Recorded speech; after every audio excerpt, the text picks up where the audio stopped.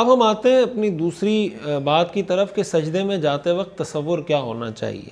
دیکھیں حدیث شریف میں آتا ہے، صحیح مسلم کی حدیث ہے کہ انسان اپنے رب کے سب سے زیادہ قریب جس حالت میں ہوتا ہے وہ سجدے کی حالت ہے۔ اللہ تعالیٰ کو انسان کے سجدے کی حالت بہت پسند ہے، اس لیے کہ سجدے میں انسان اپنی عاجزی کا، اپنی ذلت کا، اپنی مسکنت کا، اپنی گراوٹ کا اظہار کر رہا ہوتا ہے کہ اللہ میں کچھ بھی نہیں ہوں، میں نے یہ ناک آپ کے سامنے رگڑ دی۔ آج تو سارا مسئلہ ناک کی وجہ سے بنا ہوا ہے۔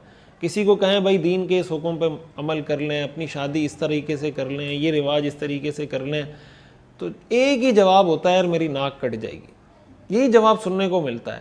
تو سجدے میں انسان ناک کو اللہ کے سامنے رگڑ دیتا ہے کہ اللہ اسی ناک نے مسئلہ بنایا ہوا تھا، میں نے ناک رگڑ دی، اب میری ناک نہیں کٹے گی، جو آپ کا حکم ہوگا میں اس پہ عمل کروں گا۔ اپنی پیشانی آپ کے سامنے جھکا دی، اپنی ناک آپ کے سامنے رگڑ دی، آپ کے سامنے میں گر پڑا ہوں۔ یہ سجدے کا ایک تصور ہے، اس تصور کے ساتھ ہم سجدہ کریں کہ یا اللہ اب اس سے زیادہ عاجزی کا اظہار میں نہیں کر سکتا، یہ میری عاجزی کا سب سے بڑا اظہار ہے کہ میں سجدے میں گر گیا۔ پہلے میں نے رکوع میں اظہار کیا، اب میں سجدے میں اظہار کر رہا ہوں، سر رکھ دیا، ناک رگڑ دی، ہاتھ رکھ دیے، گر پڑا ہوں آپ کے قدموں میں، یا اللہ اب میری بخشش بھی کر دے اور مجھے دین پر بھی چلا دے۔ اس تصور کے ساتھ جب ہم سجدہ کریں گے اللہ کی بارگاہ میں، یہی وجہ ہے کہ یہ جو سجدہ ہے یہ اللہ کے علاوہ کسی کے لیے جائز نہیں ہے۔ نہ عبادت کی نیت سے کسی کے سامنے سجدہ کر سکتے ہیں، نہ تعظیم کی نیت سے کسی کے سامنے سجدہ کر سکتے ہیں، دونوں کبیرہ گناہ ہیں، حرام ہیں۔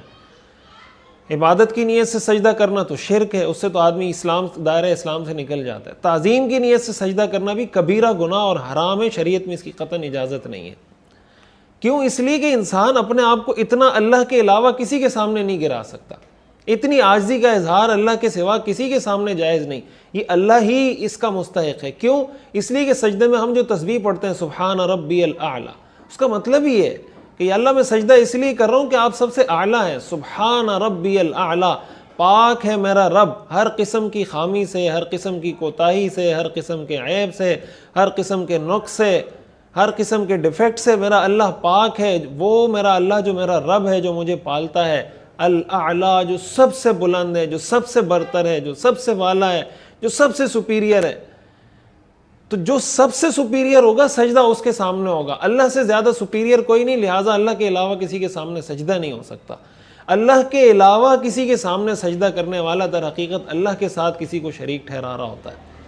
تو اس لیے اس تصور کے ساتھ سجدہ کریں، سجدے میں جائیں تو یہ تصور کریں کہ میں نے اپنی انا، اپنا کلچر، اپنی اپنا رواج، جو میرے دل میں کوئی بغض ہے، کوئی حسد ہے، کوئی کینہ ہے، میرا تکبر ہے، میری اپنی کوئی انڈرسٹینڈنگ ہے، کچھ ہے، یا اللہ میں سب کو آپ کی انڈرسٹینڈنگ پر، آپ کے دین پر، آپ کی ذات پر یا اللہ اس کو نچھاور کرتا ہوں، قربان کرتا ہوں، جو آپ کا حکم ہوگا میری زندگی اس کے مطابق ہوگی۔